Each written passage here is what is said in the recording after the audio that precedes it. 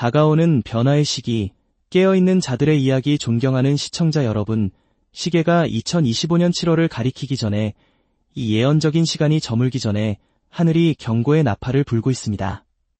천둥이나 번개가 아닌 깨어있는 자들에게 속삭이는 듯한 부르심입니다. 들을 귀 있는 자, 순종할 마음 있는 자들을 향한 외침입니다. 당신은 편안함만을 위해 태어난 것이 아닙니다. 안락함이 아닌 충돌을 위해, 다수가 아닌 소수를 위해 부름받은 존재입니다. 이 영상을 보고 있다면 당신 또한 그 부름받은 자 중 하나일지도 모릅니다. 2025년 7월은 단순한 달력의 한 페이지가 아닙니다. 그것은 예언적인 시간 속의 한순간이며 보이지 않는 영역에서 오래전부터 예정된 문턱입니다. 인간의 역사가 기록되기 훨씬 이전부터 말입니다. 성경 전체를 통해 하나님은 목적을 가지고 시간을 표시하셨습니다. 그분은 인간처럼 시간을 보지 않으십니다. 시화분, 마감일과 일정으로 나누어 생각하지 않으십니다. 하나님은 정해진 때 하늘과 땅이 만나는 거룩한 교차점들을 보십니다. 그곳에서 운명이 바뀝니다. 마치 이스라엘 백성이 요단 강가에 섰던 것처럼, 제자들이 오순절 전에 다락방에서 기다렸던 것처럼 우리 또한 지금 한문턱 앞에 서 있습니다. 그리고 2025년 7월은 그러한 건너에 중대한 무게를 지니고 있습니다. 모든 시대에는 하나님께서 자신의 백성들을 깨우시는 순간들이 있습니다. 땅이 흔들리기 때문이 아니라 하늘의 별들이 정렬되기 때문입니다. 지금이 바로 그러한 순간 중 하나입니다. 징후는 항상 요란하지 않습니다. 종종 한밤중에 속삭이는 소리, 영혼을 흔드는 꿈, 설명할 수 없는 긴급한 느낌처럼 미묘하게 다가옵니다. 2025년 7월은 세상에 알려지기 훨씬 이전부터 영적인 영역에서 이미 표시되었습니다. 그것은 분리, 결정, 그리고 변화의 순간입니다. 개인의 운명, 심지어 국가의 방향까지 바뀔 수 있는 중요한 시점입니다. 고대의 예언자들은 이러한 순간들을 알았습니다. 엘리야는 바알의 예언자들과 맞설 때를 알았고, 에스더는 모든 것을 걸어야 할 때를 알았습니다. 예수님은 예루살렘을 보시며 우셨습니다. 그들이 찾아오신 때를 알지 못했기 때문입니다. 이것들은 우연이 아니었습니다. 하늘이 거룩한 소환을 내릴 때가 있었고, 그 소리를 들은 사람들은 감히 무시할 수 없었습니다. 2025년 7월은 들을 귀와 볼 눈이 있는 사람들에게 똑같은 무게를 지닙니다. 안일하게 흘러가거나 잠자거나 세상에 섞여 들어갈 때가 아닙니다. 거룩한 간절함으로 하나님을 찾고 깨끗한 손과 순결한 마음으로 걸어야 할 때입니다. 영적인 문턱은 목적지가 아니라 건너는 지점입니다. 광야와 약속의 땅 사이, 과거와 미래 사이의 공간입니다. 하지만 문턱에 도착한 모든 사람이 그것을 넘는 것은 아닙니다. 어떤 이들은 되돌아가고 어떤 이들은 잠들어 지나치며 크리스틴처럼 하나님의 속삭임의 밤중에 깨어나 지금이 지체할 때가 아님을 깨닫는 이들도 있습니다. 크리스틴은 전쟁이나 천둥의 환상을 보지 않았습니다. 그녀는 단순히 영혼 속에서 움직임을 느꼈고 기도하고 금식하며 하나님 앞에서 마음을 정결하게 하도록 이끌렸습니다. 그녀는 많은 사람들이 놓치는 것을 이해했습니다. 준비의 순간이 곧 분리의 순간이라는 것을요. 다가오는 시간은 외부적인 사건들만이 아닙니다. 세상에 혼란이 있을 수도 있고 정치적 불안, 경제적 변화, 자연재해가 있을 수도 있지만 더 큰 흔들림은 내면에서 일어납니다. 하나님은 그의 백성들에게 미래를 예측하라고 부르시는 것이 아니라 마음을 준비하라고 부르십니다. 이것은 공황에 대한 것이 아니라 위치를 잡는 것에 대한 것입니다. 2025년 7월은 호기심 많은 자가 아닌 헌신된 자들을 위한 거룩한 초대입니다. 하나님의 시간표 안에서 한 달이라는 짧은 시간이 한 세대의 전환점의 무게를 지닐 수 있습니다. 공기 중에는 무언가가 있습니다. 거룩한 폭풍전의 고요함 같은 신성한 정적입니다. 하나님과 가까이 걷는 사람들은 그것을 느낍니다. 설명할 수는 없지만 무언가가 오고 있다는 것을 압니다. 파괴하기 위함이 아니라 드러내기 위함입니다. 누가 진정으로 찾고 있는지, 누가 진정으로 듣고 있는지, 누가 진정으로 따르고 있는지를 드러내기 위함입니다. 세상의 무리는 계속 소란과 방해 속에서 지낼 것입니다. 그러나 남은 자들은 은밀한 곳에서 무릎 꿇고 다가올 날들을 위한 신선한 기름을 받을 것입니다. 문턱은 준비되지 않은 자들에게는 위험한 곳이지만 순종하는 자들에게는 거룩한 곳입니다. 2025년 7월은 끝이 아니라 시작입니다. 영적인 영역에서 택함받은 자들에게 울려 퍼지는 나팔 소리입니다.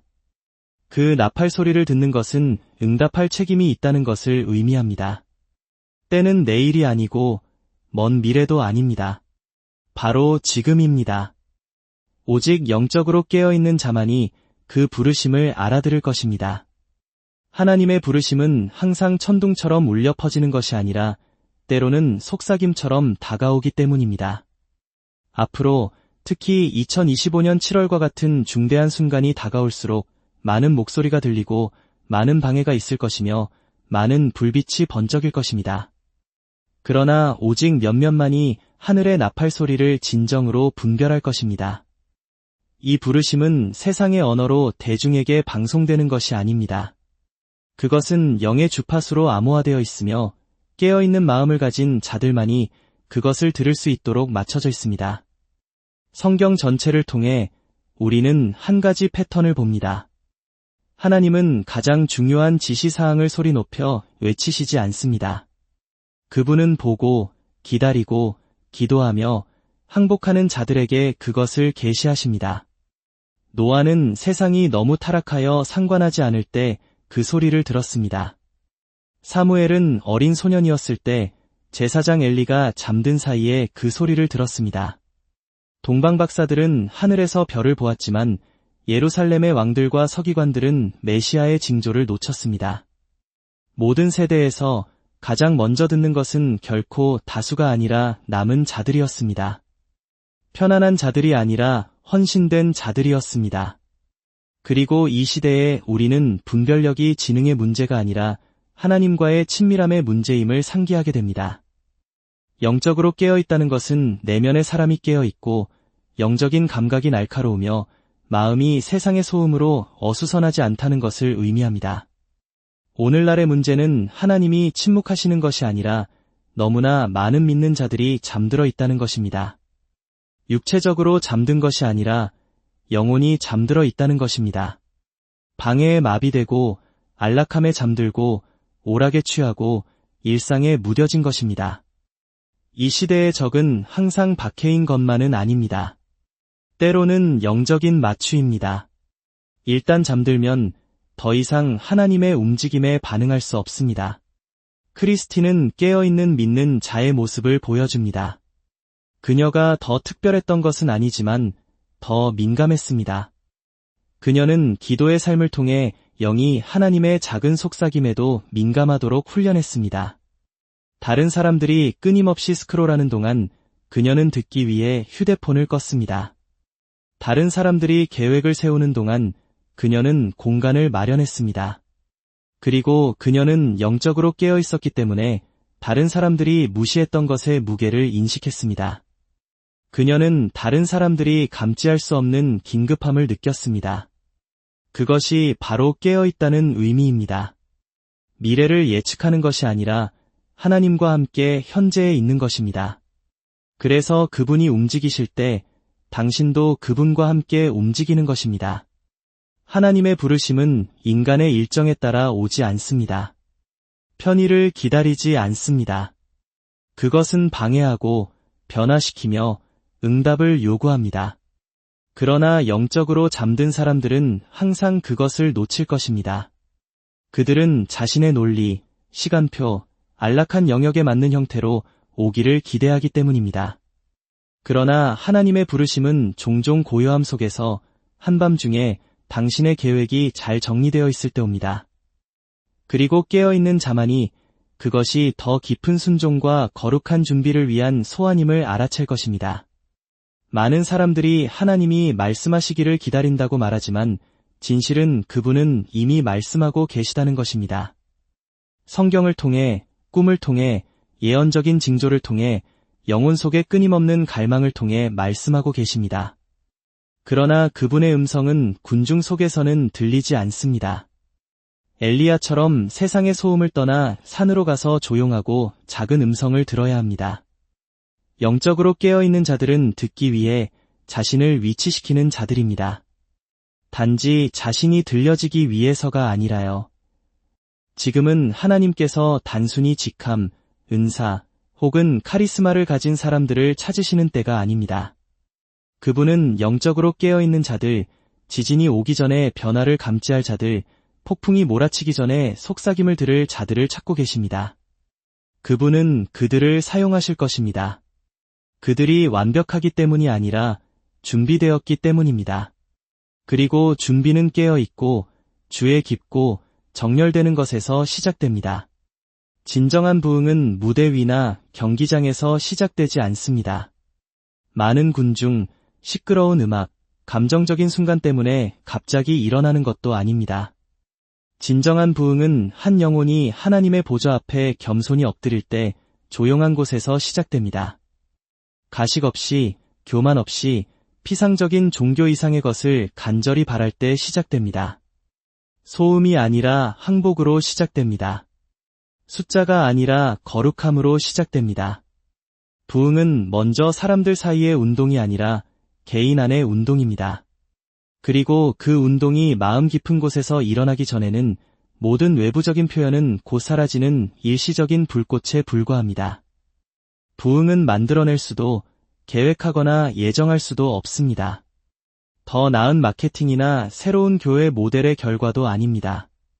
마음이 상하고 성령님이 손님으로서가 아니라 주님으로서 환영받을 때 태어납니다. 진정한 부흥의 길은 항복의 길입니다. 하나님께 우리의 예배뿐만 아니라 우리의 의지를 드리는 것, 우리의 찬양뿐만 아니라 우리의 계획을 드리는 것, 우리의 노래뿐만 아니라 우리의 죄를 드리는 것입니다.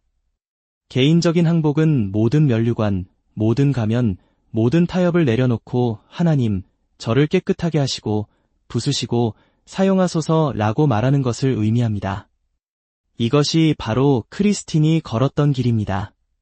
그녀는 하나님께 도시를 부흥시켜 달라고 기도하기 전에 먼저 자신의 영혼의 부흥이 시작되도록 간구했습니다. 그녀는 나라가 변화되기를 기도하기 전에 자신의 마음이 정결해지도록 기도했습니다. 그녀는 의무감에서가 아니라 거룩한 갈망으로 금식을 시작했습니다. 그녀는 무엇을 지키면서도 거룩할 수 있을까? 라고 묻는 것을 멈추고 온전히 그분의 것이 되기 위해 무엇을 포기해야 할까? 라고 묻기 시작했습니다. 그것이 피상적인 기독교와 항복한 기독교의 차이입니다.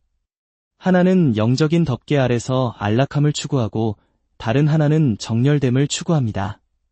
하나님을 위해 구별되고 순결함으로 불타며 거룩함 없이는 부흥이 내용 없는 소음이 될 때 순종 안에서 걷는 것입니다. 거룩함은 등불을 계속 타오르게 하는 기름입니다. 그리고 하나님께서 거룩한 그릇을 발견하시면 인간의 생각이 아닌 하늘의 임재로 채우십니다. 그렇기 때문에 그렇게 많은 부흥이 조용하고 은밀한 기도실에서 이름 없는 사람들이 깨끗한 손과 순결한 마음으로 시작되는 것입니다. 모든 세대에서 부흥을 이끌었던 사람들은 먼저 하나님께 이끌려 항복의 광야로 들어갔던 사람들입니다. 모세는 이집트의 영광을 벗었고 다윗은 외로운 들판에서 다듬어졌으며 다니엘은 바벨론의 불 속에서 정련되었습니다. 예수님은 공생애를 시작하시기 전에 광야로 가셨습니다. 기름 부으심에는 지름길이 없고 십자가 없는 면류관은 없으며 하나님의 모든 진정한 움직임은 거룩함을 인기보다 헌신을 편리함보다 선택하는 남은 자들로부터 시작됩니다. 크리스틴의 여정은 세상의 눈에는 극적이지 않았습니다. 그녀는 무대에 서지도 않았고 운동을 이끌지도 않았습니다. 그녀는 단순히 성령님께 끊임없이 예라고 말했습니다. 그녀는 방해물을 버리고 영을 슬프게 하는 음악과 미디어를 삭제했습니다. 그녀는 자신을 해친 사람들을 용서했고 자신의 행동뿐만 아니라 태도까지 회개했습니다. 그리고 그 은밀한 곳에서 분위기가 바뀌고 하나님이 나타나셨습니다. 불은 장관이 아니라 변화와 함께 임했습니다. 그것이 부흥입니다. 하나님은 더 나은 방법을 기다리시는 것이 아니라 항복한 마음을 기다리십니다. 그분은 웅변에 이끌리시는 것이 아니라 상한 심령에 이끌리십니다. 과장된 선전에 응답하시는 것이 아니라 갈망에 응답하십니다. 그리고 사람이 진정으로 모든 것을 내려놓을 때 하나님의 불이 내려올 것입니다. 처음에는 헤드라인을 장식하지 않을 수도 있지만 보이지 않는 영역에서 기초를 흔들 것입니다. 그리고 항복하고 거룩한 한마음에서 시작된 것은 들불처럼 도시, 국가, 세대를 넘어 퍼져나갈 수 있습니다. 그러나 그것은 한 사람으로부터 시작되어야 합니다. 하나님은 남은 자들을 종교적인 무리로부터 분리하고 계십니다. 분열을 위해서가 아니라 순결함을 위해서입니다. 모든 흔들림의 시기에 하나님은 선을 그으십니다. 사람들을 밀어내기 위해서가 아니라 더 높은 곳으로 부르시기 위해서입니다. 그것은 겉모습으로 죄인과 성도를 구별하는 선이 아니라 현실에서 헌신된 자와 안일한 자를 구별하는 선입니다. 종교적인 무리는 믿음의 언어를 말하고 모임에 참석하고 손을 들고 성경 구절을 인용하는 방법을 알지만 남은 자들에게는 더 깊은 무언가가 있습니다. 가르침 받은 것이 아닌 행해지는 것이 아닌 무언가, 즉 불이 있습니다. 성경 전체를 통해 하나님은 항상 진정한 추종자들을 형식적으로만 따르는 자들로부터 분리하셨습니다. 노아 시대에는 땅의 사람들로 가득했지만 오직 노아와 그의 가족만이 방주에 들어갔습니다. 엘리야 시대에는 이스라엘에 수천 명이 있었지만 오직 7천 명만이 바알에게 무릎 꿇지 않았습니다. 광야에서 온 세대가 기적을 목격했지만 오직 여호수아와 갈렙만이 약속의 땅에 들어갔습니다. 하나님은 숫자에 움직이시는 것이 아니라 온전히 그분의 것인 마음에 움직이십니다. 이 분리는 항상 육안으로 보이는 것은 아닙니다. 그것은 먼저 영 안에서, 마음의 태도에서, 숨겨진 삶에서 일어납니다. 종교적인 무리는 일상에 매달리지만 남은 자들은 임재에 매달립니다. 무리는 전통에 만족하지만 남은 자들은 변화를 간절히 바랍니다. 종교적인 사람들은 영적으로 행동하는 방법을 알지만 남은 자들은 하나님과 함께 은밀한 곳에서 살아갑니다.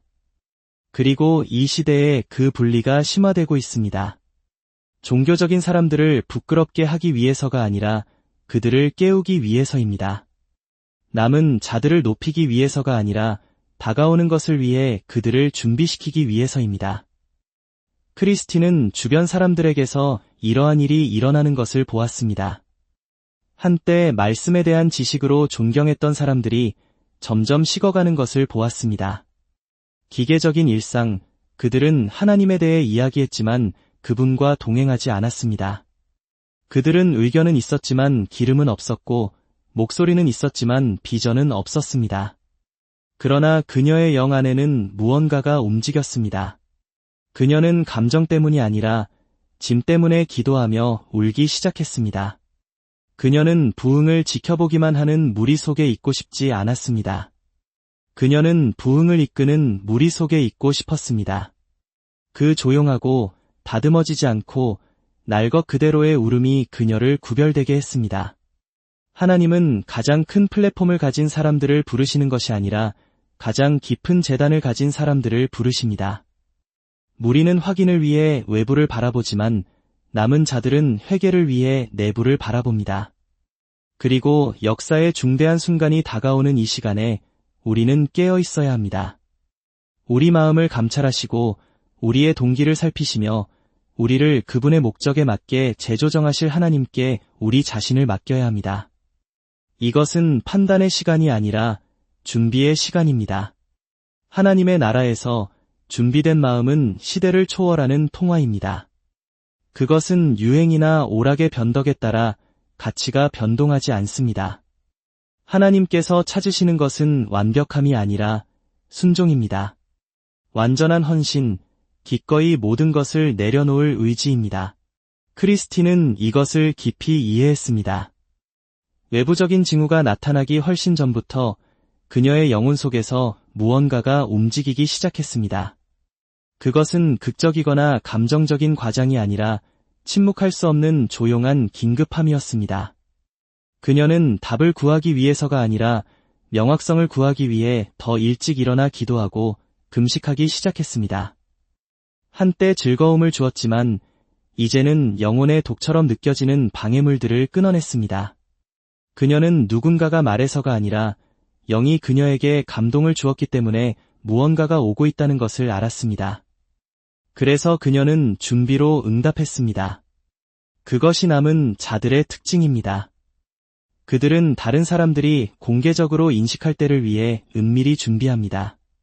종교적인 무리가 조롱하고 지연시키고 논쟁하는 동안 택함받은 소수는 이미 등불을 손질하고 기름을 저장하고 옷을 깨끗하게 하고 준비하고 있습니다.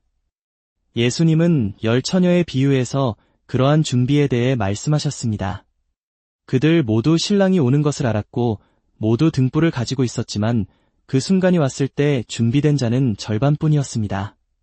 차이는 지식이 아니라 준비였습니다. 그리고 변화가 왔을 때 준비된 자들의 뒤로 문이 닫혔고 준비되지 않은 자들은 밖에 남겨졌습니다. 준비는 종종 조용하고 보이지 않습니다. 아무도 보지 않을 때의 기도, 아무도 고발하지 않을 때의 회개, 아무도 인정하지 않을 때의 신실함처럼 보입니다. 자아가 죽고 교만이 꺾이고 육신이 십자가에 못 박히는 숨겨진 곳에서 빚어집니다. 다가오는 변화는 부드럽지 않을 것입니다. 그것은 불리하고 정련하고 재정렬할 것입니다. 모래 위에 지어진 것을 드러내고 진리에 뿌리 내린 것을 확증할 것입니다. 그리고 오직 영이 그들 안에서 깊이 역사하도록 허락한 자들만이 굳건히 서서 나아갈 수 있을 것입니다. 위험은 변화가 예고 없이 오는 것이 아니라 많은 사람들이 너무 늦을 때까지 그 예고를 믿지 않으리라는 것입니다. 그러나 하나님은 자비로우시게 항상 선구자, 예언적인 목소리, 그리고 거룩한 소란을 보내셔서 그의 백성들을 그 순간이 오기 전에 깨우십니다. 흔들림은 파괴하기 위한 것이 아니라 준비하기 위한 것입니다. 그러나 우리는 응답해야 합니다. 우리는 순종하기 위해 확인을 기다리지 않았던 크리스틴처럼 되기로 선택해야 합니다. 그녀는 지연이 숨겨진 불순종임을 알았습니다. 그녀는 인정받기 위해서가 아니라 정렬되기 위해 준비했습니다. 사람들에게 보이기 위해서가 아니라 변화가 왔을 때 하나님을 위해 준비되기 위해서였습니다. 변화가 오면 갑작스러울 것입니다. 지시를 내리기 위해 멈추지 않을 것입니다. 이미 그 변화와 함께 움직일 준비가 된 자들만을 데려갈 것입니다. 질문은 변화가 일어날 것인가가 아니라 당신이 준비될 것인가입니다. 하나님의 나라에서는 문은 항상